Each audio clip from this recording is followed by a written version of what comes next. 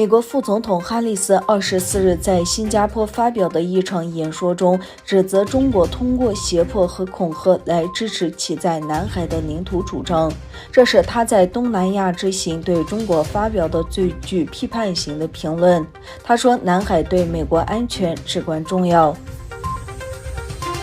七国集团联合声明表示，2021年8月24日，在英国的主持下，我们七国集团的领导人举行了虚拟会议，讨论阿富汗的局势。联合国秘书长和北约秘书长加入了我们的行列。我们对阿富汗的局势表示严重关切，并呼吁保持冷静和克制。8月24日晚，第16届夏季残疾人奥林匹克运动会在日本东京新国立竞技场开幕，同观众将无缘现场观看东京残奥会比赛，就像东京奥运会期间一样。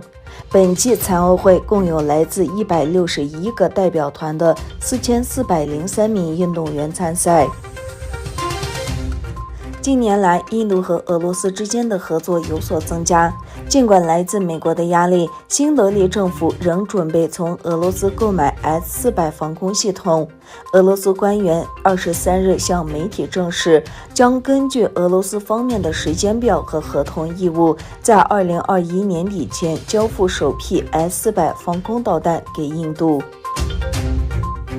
据中国媒体报道，第5届中国阿拉伯国家博览会于8月19日至22日在宁夏回族组织银川市举行。中国外交部发言人表示，在电子信息、清洁能源、新型材料、有机食品、产能合作、互联网与健康旅行合作等多个领域签订了277份合同，总金额1560亿元。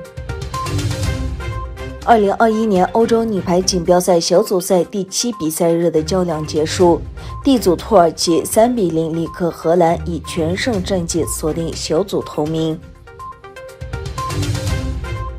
哈萨克斯坦政府总理阿斯哈尔马明在24日召开的政府会议期间，强调了秋季全国人口普查的重要性。总理表示，人口普查工作将于今年9月1日至10月30日期间进行。为实现相关程序工作的自动化，计划推进无纸化方式，采用数字技术。